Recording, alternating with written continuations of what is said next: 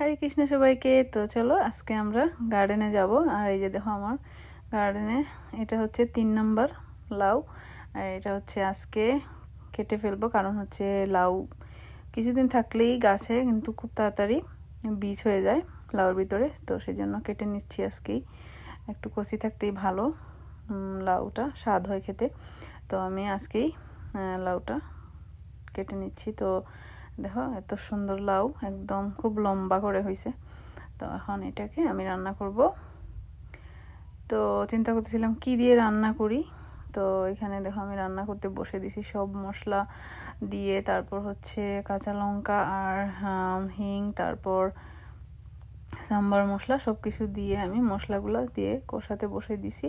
আর এদিকে হচ্ছে কয়েকটা সয়াবিন গোটা, ওইগুলো আমি একটু হচ্ছে গিয়ে হলুদ লবণ আর হচ্ছে গিয়ে হিং দিয়ে ভেজে নিছি।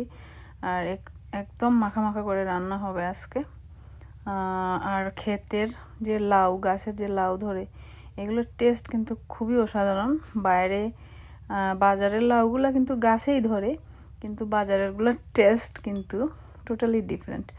আর এই গাছের যে আমাদের গার্ডেন থেকে যেটা ফ্রেশ লাউ, এটার টেস্ট একদম মোমের মতো গলে যায় মুখে দিলেই। তো দেখো আমার রান্না মোটামুটি শেষ হয়ে আসতেছে। লাউগুলো তো খুবই ভালো, একদম তাড়াতাড়ি সিদ্ধ হয়ে যায়। আর এখানে আমি দিয়ে দিছি কিছু ধনে পাতা কুচি। আর আমার তরকারিটা রেডি। আর আমার অ্যাপয়েন্টমেন্ট ছিল ডাক্তারের, তাই আর বেশি কিছু রান্না করে নিই। তো শসা, অন্যর মধ্যে ঘি, আর হচ্ছে গিয়ে সয়াবিন আর লাউ তরকারি। আর এদিকে তুলসী পত্র দিয়ে ভগবানকে ভোগ নিবেদন করলাম। হরে কৃষ্ণা।